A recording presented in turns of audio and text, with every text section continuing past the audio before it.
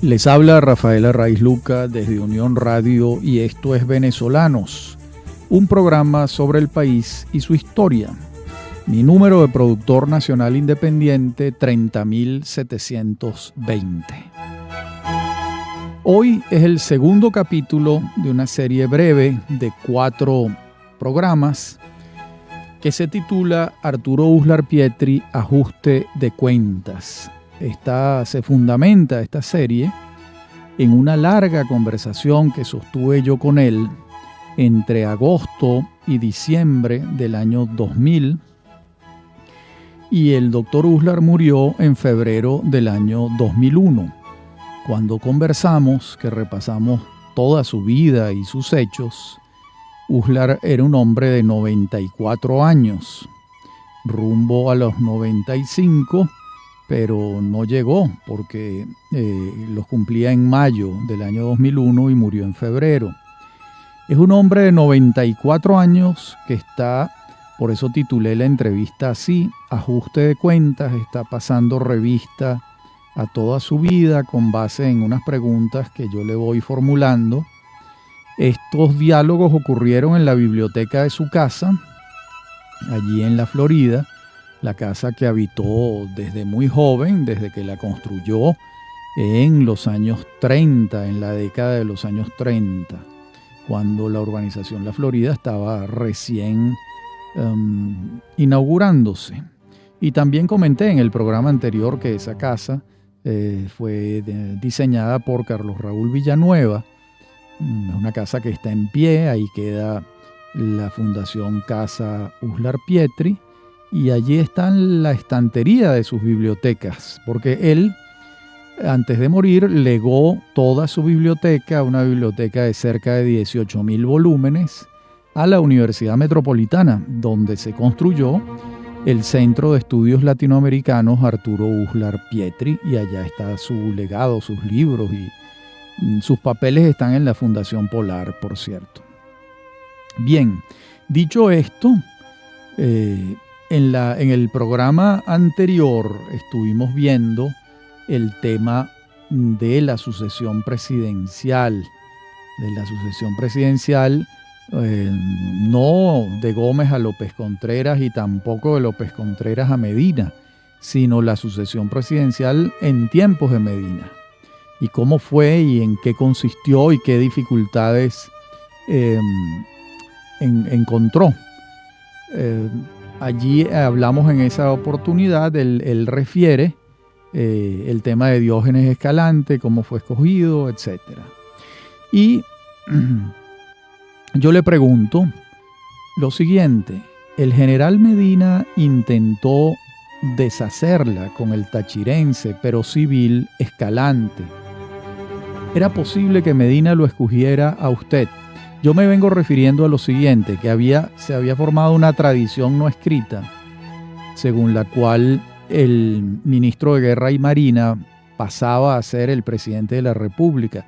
Recordemos que las elecciones no eran verdaderamente democráticas, eran unas elecciones de segundo grado que ocurrían en el Congreso de la República, y era muy difícil que el Congreso escogiera a alguien distinto al presidente que estaba gobernando. De modo que, así como Gómez tácitamente escogió a López Contreras y López Contreras escogió a Medina, ahora a Medina se le presentaba otra situación, porque Medina no tenía la voluntad de escoger al ministro de Guerra y Marina.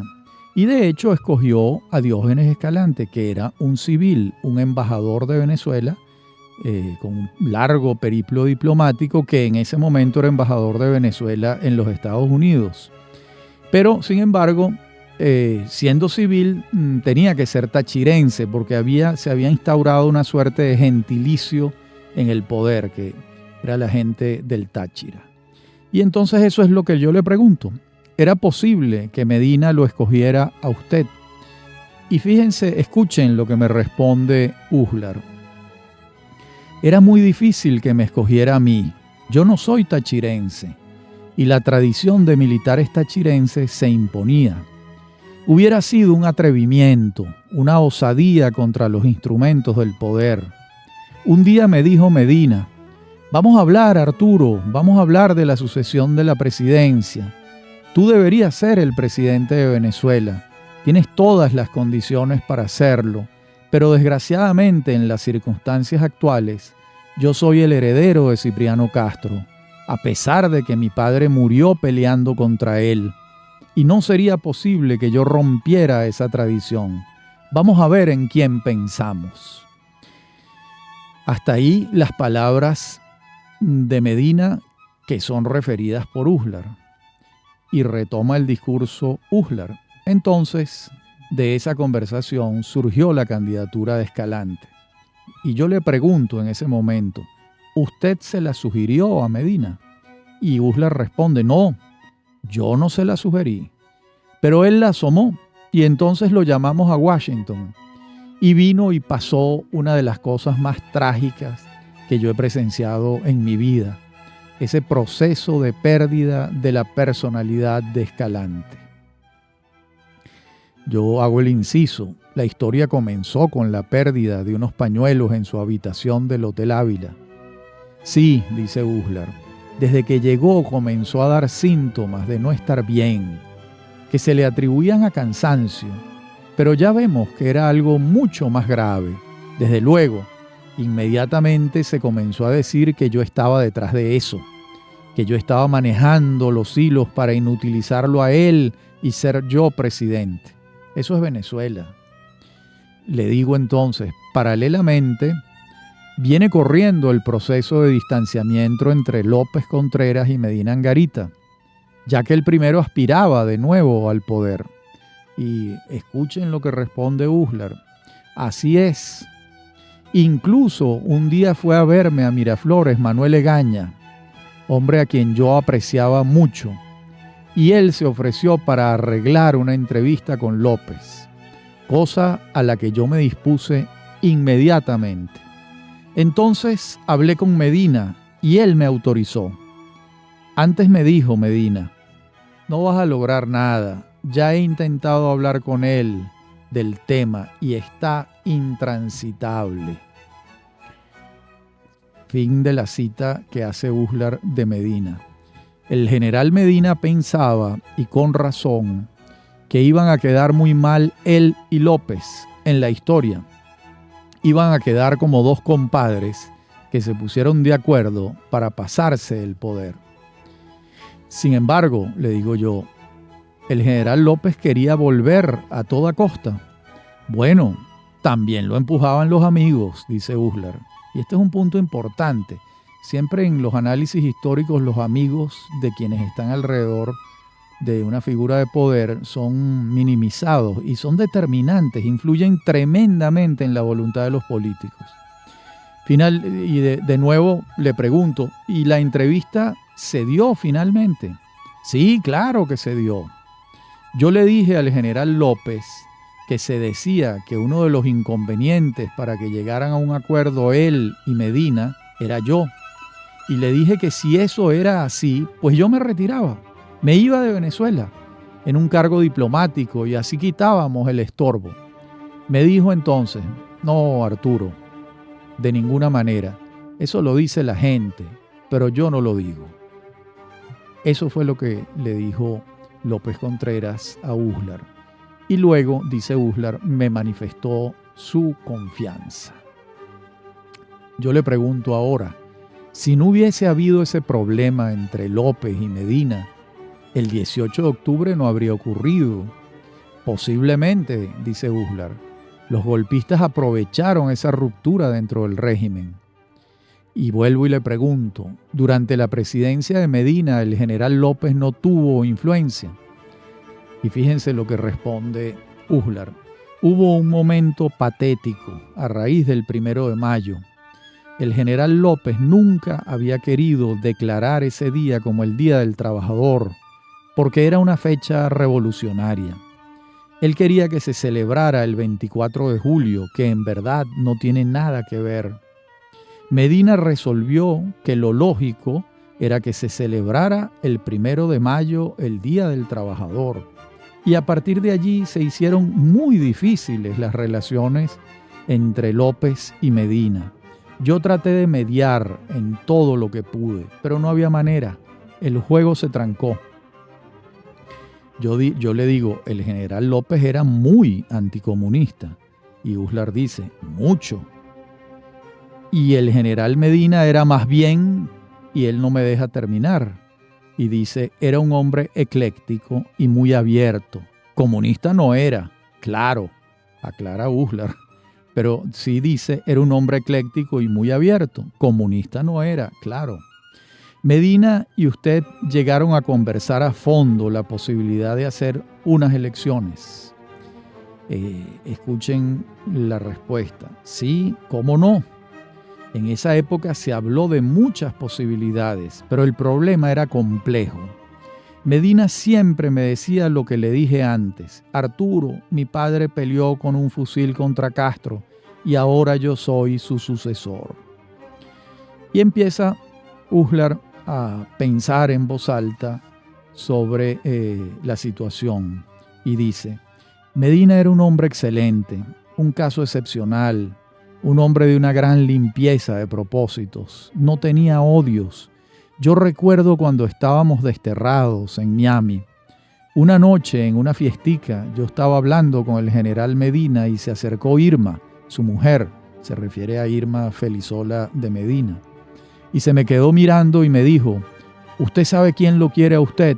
No, Irma, ¿quién? Le repregunté y ella me dijo, pues ese señor con el que usted estaba hablando.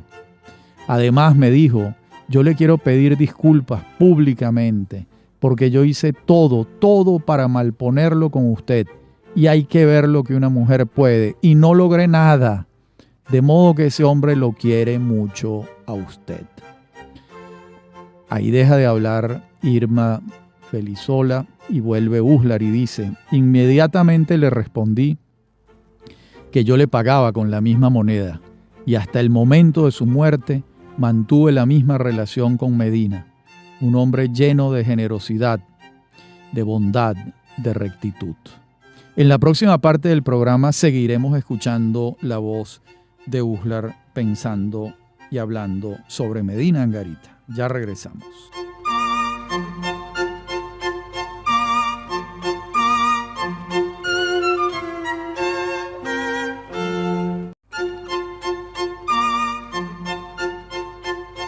En la parte anterior del programa veníamos refiriendo lo que responde Arturo Uslar Pietri acerca de Medina Angarita. También referimos lo que pensaba Irma Felisola de Medina del propio Uslar. Y sigue hablando Uslar en esta larga respuesta. Medina ha sido el presidente más querido por el pueblo venezolano. Mire, una de las cosas más conmovedoras que yo he presenciado en mi vida fue el entierro del general Medina.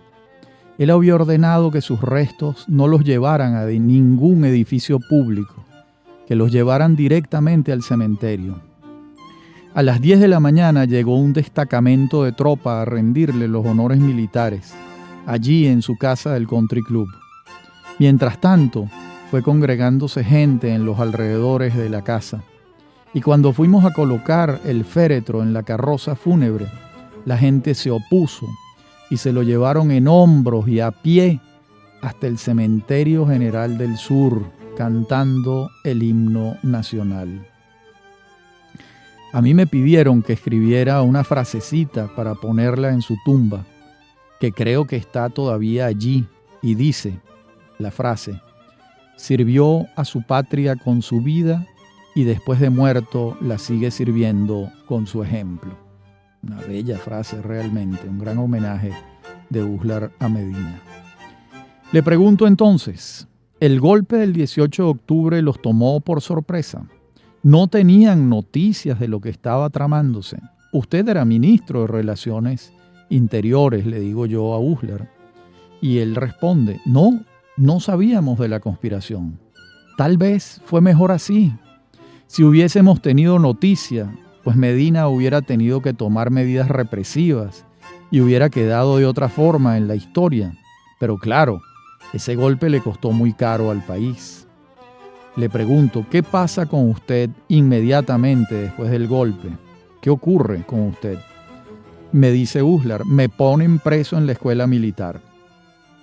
A los días me manda a llamar Balmore Rodríguez, que era ministro del Interior, y me dice: yo lamento mucho todo esto, Arturo. Usted sabe que yo lo aprecio mucho, pero para hacer una tortilla hay que romper los huevos. Le contesté: bueno, con tal de que la tortilla salga bien. Entonces me dijo que ellos querían sacarme de Venezuela y yo le contesté que no me quería ir, que yo quería ir a los tribunales a defenderme. Me dijo que esas acusaciones eran cosa de la política, que esas acusaciones no se las creía nadie, pero yo le riposté que tenía que defenderme. Los aventaron entonces, le dije yo. Sí, así fue. Un poco después salimos el general López, Medina, Diego Nucete, otros y yo. En el momento en que íbamos a abordar el avión, un empleado del Ministerio del Interior le daba un sobre a todo el que iba entrando. Yo pregunté: ¿esto qué es? Y me respondieron: son $1,000 para sus gastos. Yo no estoy pidiendo limosna, le dije. Y esta casa se la confiscaron, ¿no? La casa en la que estamos hablando, en la que ocurren estos diálogos. Sí, me responde Uslar. Incluso en un momento dado se la dieron a un instructor militar chileno. Y aquí en este cuarto en el que estamos hablando puso una lavandería. ¿Y qué hizo usted con sus libros?, le pregunto yo. Afortunadamente, Francisco Narváez, que siempre fue muy buen amigo mío, se los llevó para su casa y ahí se salvaron. Ahora en el texto de la entrevista yo escribo lo siguiente. Con aquel vuelo en noviembre de 1945 hacia el exilio, culminan los años del joven poderoso. Además de secretario de la presidencia, el general Medina dispone sus servicios temporalmente en el Ministerio de Hacienda y en el Ministerio de Relaciones Interiores. Son los años en los que se alienta desde el poder la creación del Partido Democrático Venezolano, el PDV, que era el partido de Medina y de Uslar.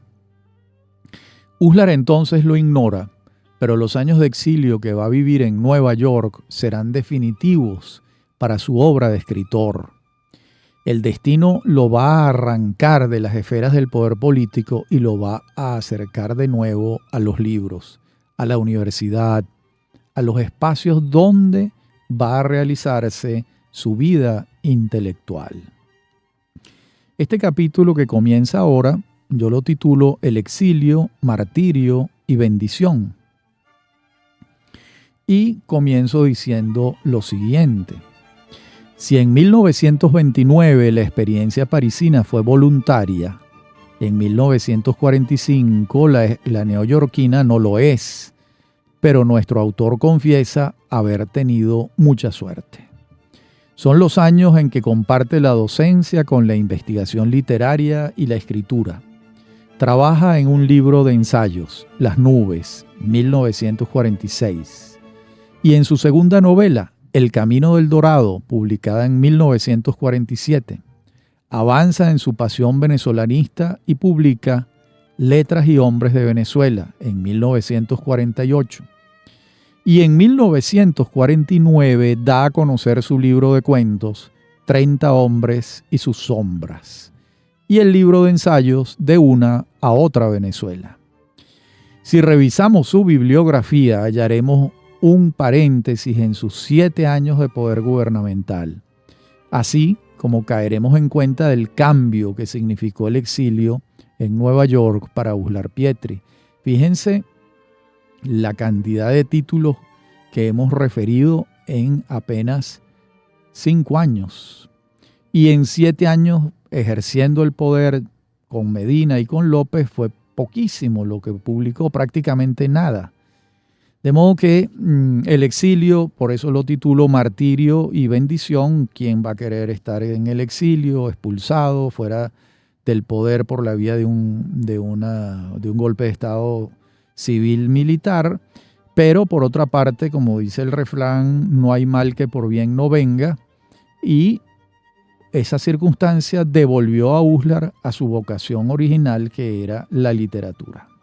Y entonces vuelve a hablar él y dice esto: en realidad, yo tuve mucha suerte, porque cuando llegué como desterrado a los Estados Unidos en Columbia University, estaba un hombre muy valioso, un español, don Federico de Onís, que había sido una figura muy destacada de la Universidad Española, y en esa época él era jefe del Departamento de Español de Columbia. Yo llegué sin recursos a ver qué hacía. Incluso en un momento dado pensé en irme a la Argentina, pero en cuanto de Onís supo que yo estaba allí, me llamó y me ofreció trabajo en la universidad, de modo que me quedé en Nueva York.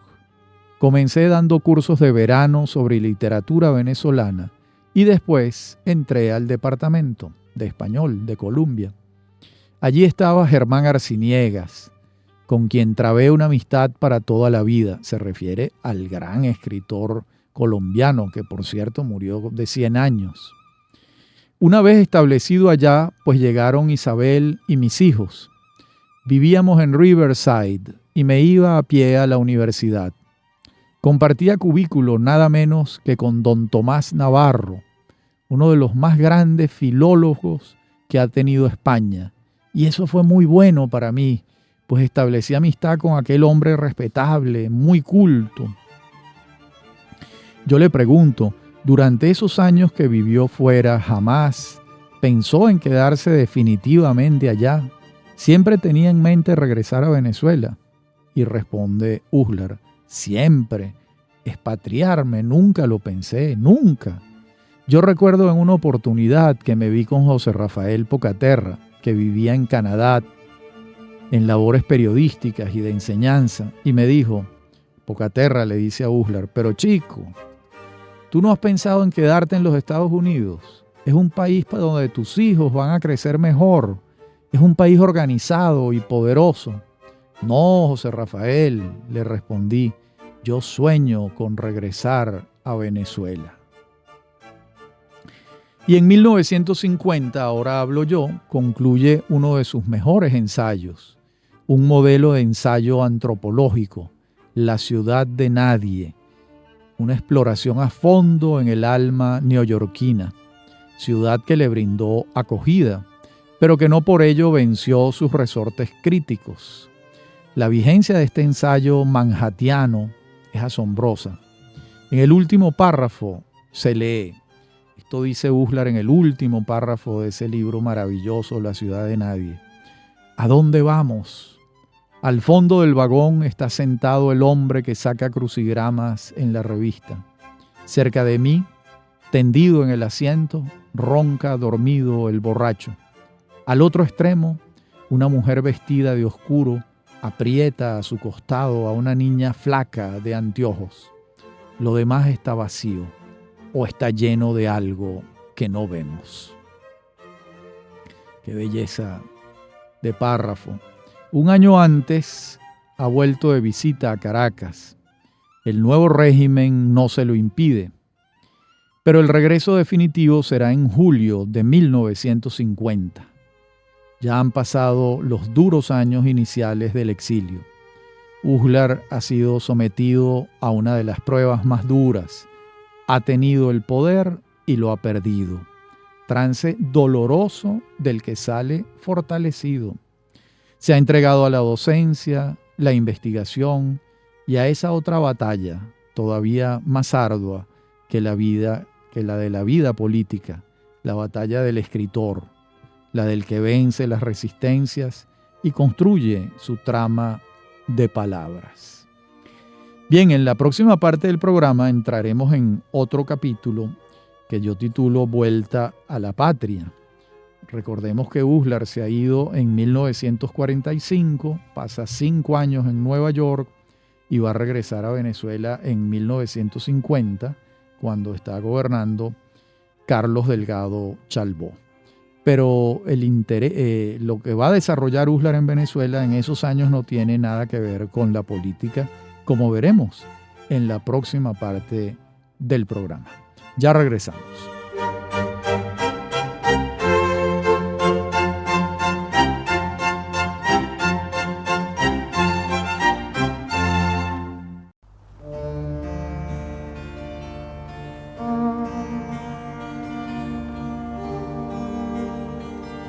Decíamos en la parte anterior del programa que en esta íbamos a ver este capítulo intitulado en la entrevista Vuelta a la Patria, haciendo alusión, por supuesto, al poema de Juan Antonio Pérez Bonalde, Vuelta a la Patria.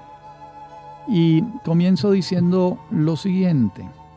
Apenas llega al país, su amigo de la infancia, Carlos Eduardo Frías, lo invita a formar parte de ARS, la empresa publicitaria que Frías había fundado hacía algunos años.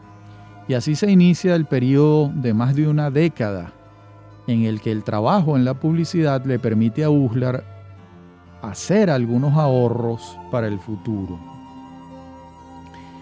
Dice entonces Uslar acerca de su regreso: cuando me dejaron regresar, inmediatamente me vine a visitar a mis padres, a quienes tenía casi 5 años sin ver.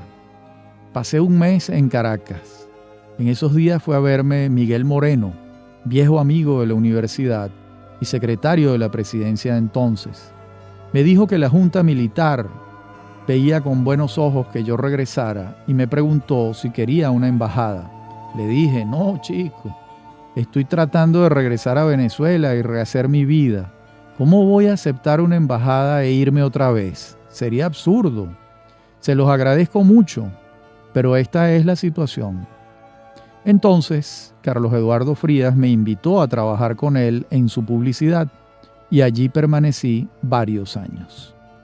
Y yo le digo, ¿quién sabe cuántas campañas publicitarias fueron obra suya? Y él responde: sí, claro. Además, en ARS había un clima, un ambiente muy bueno. Más que una oficina de trabajo, era una reunión de intelectuales, de gente refinada, de venezolanos preocupados.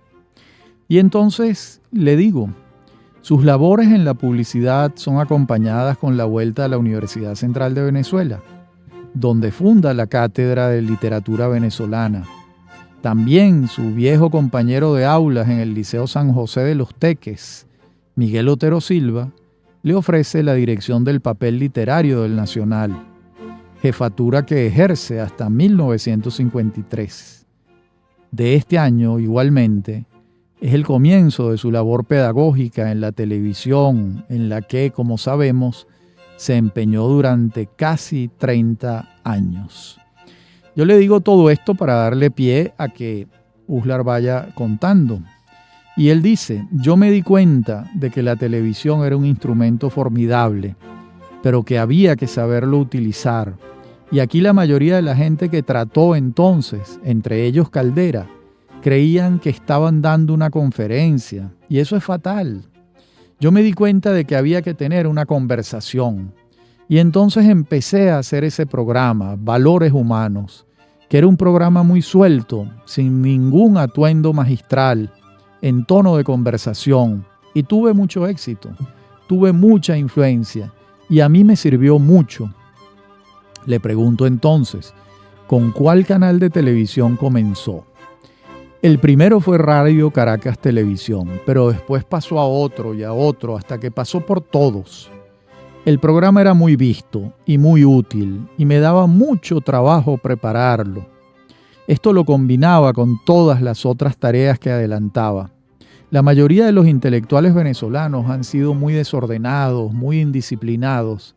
Yo he tenido en cambio una gran ventaja. He sido muy disciplinado. He sido un amo muy duro conmigo mismo. Me he exigido mucho. Nunca he sido complaciente. ¿Pero usted está satisfecho con lo que ha hecho?, le pregunto yo. Y él me dice: satisfecho hasta cierto punto. Uno siempre está pensando en lo que pudo hacer y no hizo.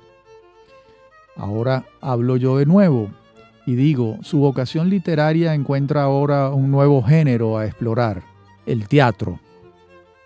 En 1957 se estrenan 2 de sus obras, El día de Antero Albán y El Dios Invisible.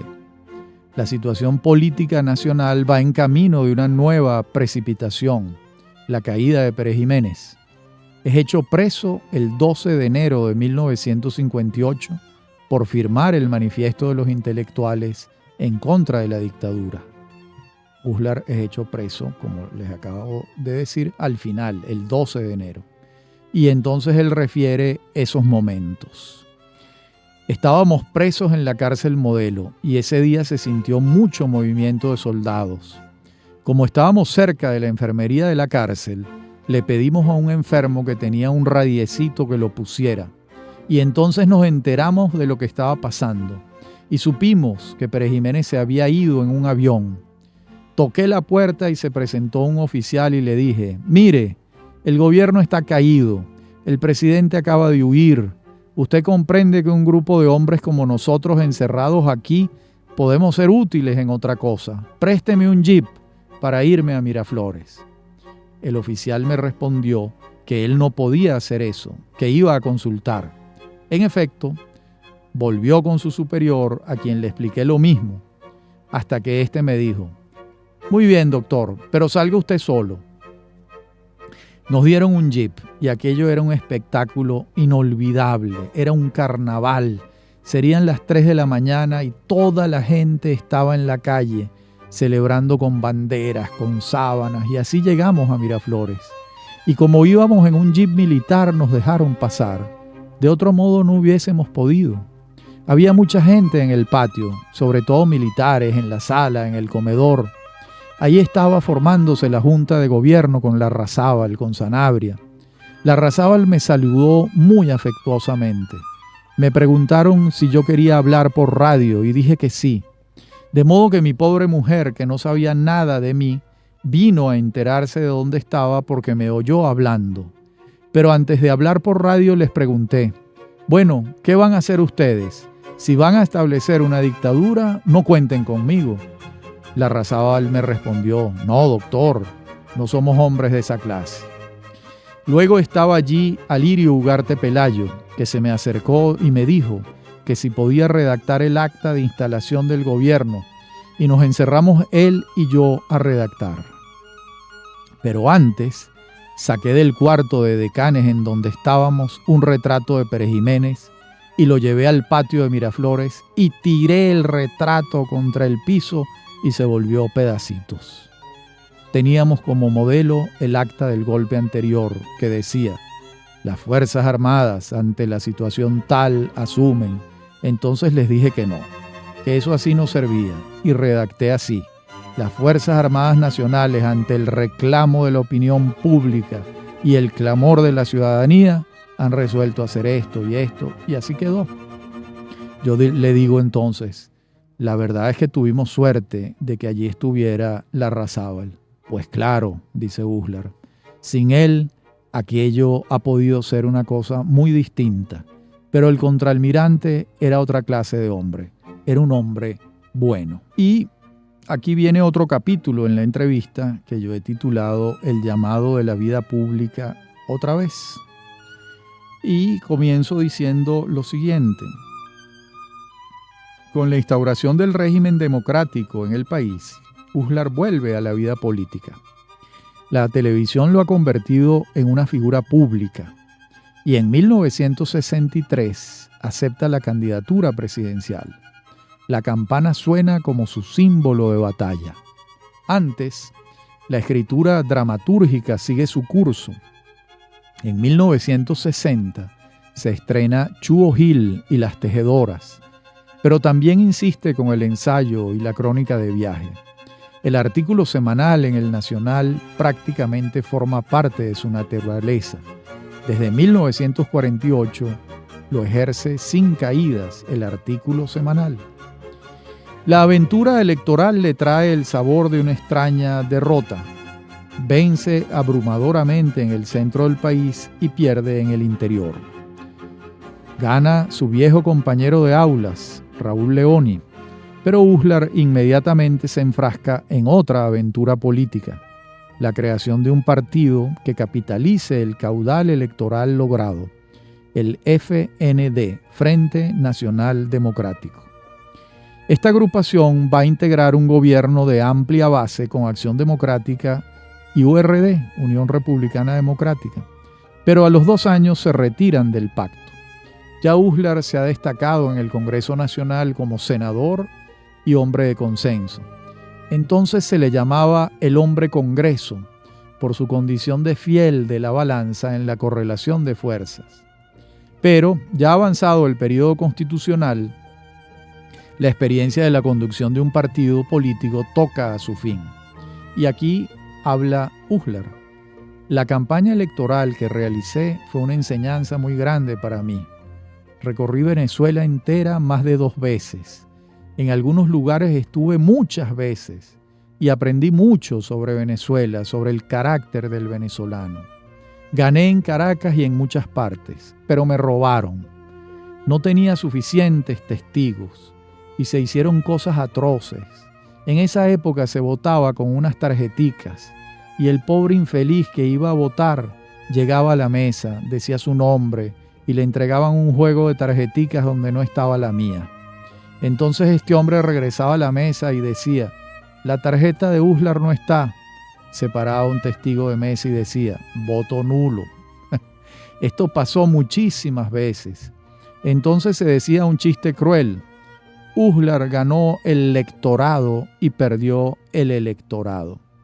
Me hicieron todo tipo de trampas. Me quitaron miles de votos. Le digo entonces, en 1967 renuncia a la dirección del FND, convencido de que su vocación no es la de un político profesional. 2 años después, acepta un reto periodístico, la dirección del Nacional en 1969. Pero eso lo vamos a ver en la última parte del programa. Ya regresamos.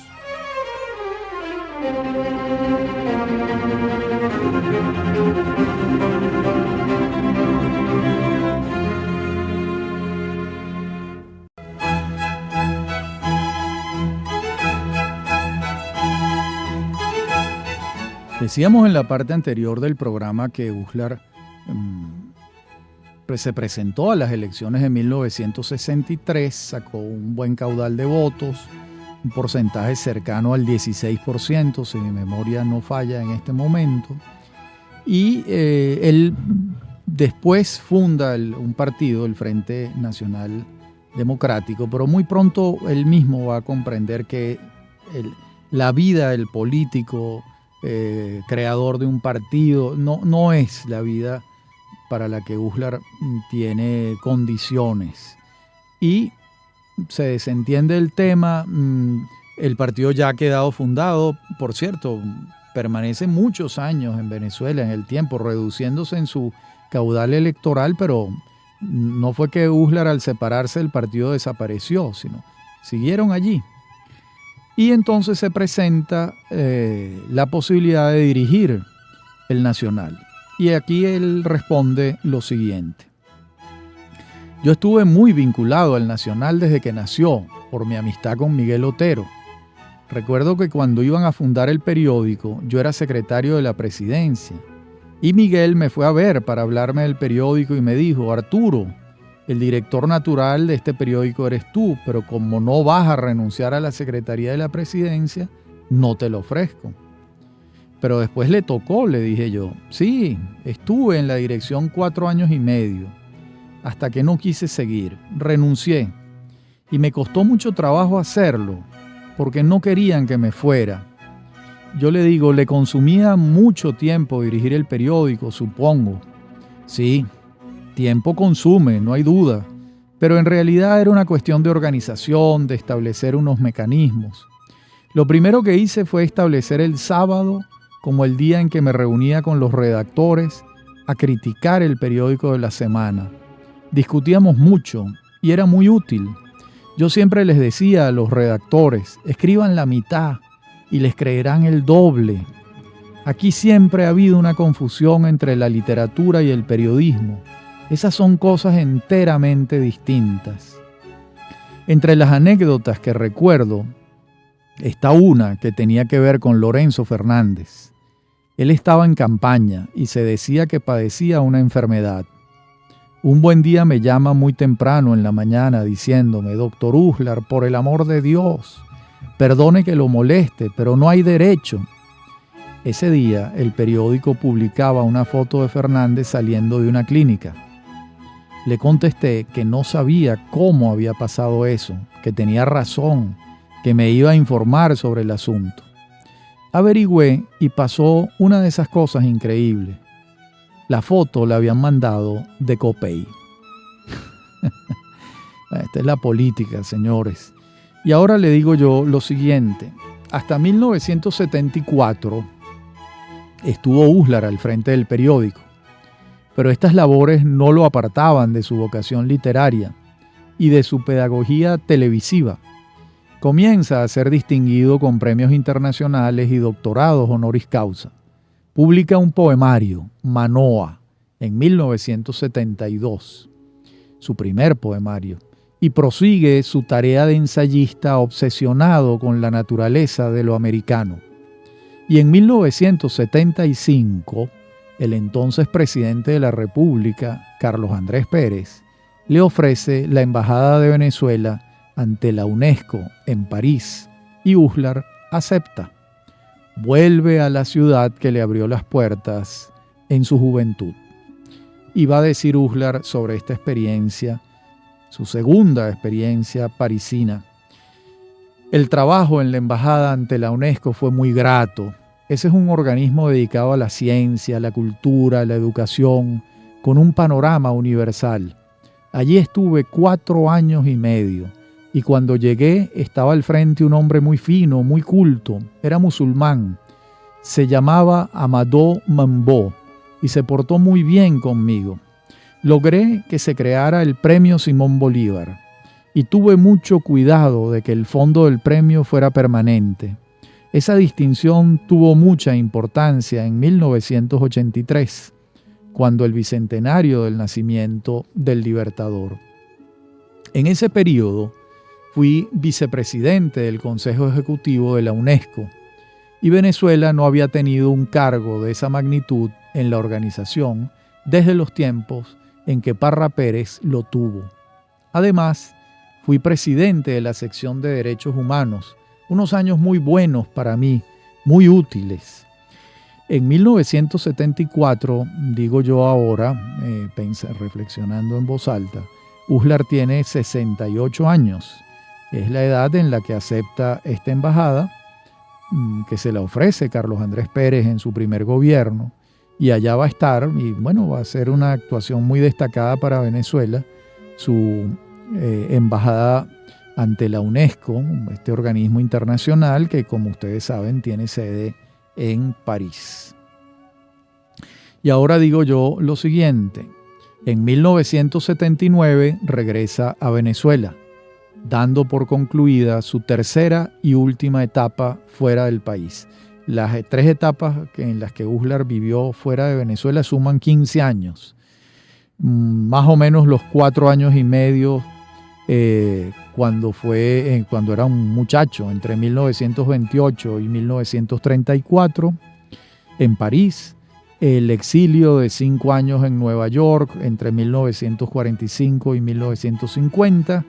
Y ya una situación más grata, que es la embajada de Venezuela en París ante la UNESCO entre 1974 y 1979, año en que regresa a Venezuela, a su programa de televisión, y está terminando dándole los toques finales a su novela La isla de Robinson. Una vieja deuda, porque Simón Rodríguez siempre fue un personaje muy apreciado por Uslar y le dedica una novela entera. En 1985 acepta la presidencia de la Comisión Presidencial para el Estudio del Proyecto Educativo Nacional, corre el gobierno de Jaime Lucinchi y ahí una de sus obsesiones centrales encuentra posibilidades de articularse, aunque fue poco lo que logró esa comisión presidencial.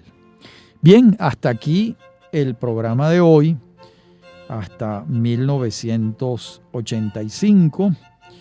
En los próximos 2 programas seguiremos avanzando con la vida y obra de Arturo Uslar Pietri en esta larga entrevista que me concedió entre septiembre y diciembre del año 2000, y estos diálogos tuvieron lugar en su casa de la Florida cuando Uslar ya era un anciano de 94 años, pero con la cabeza perfecta.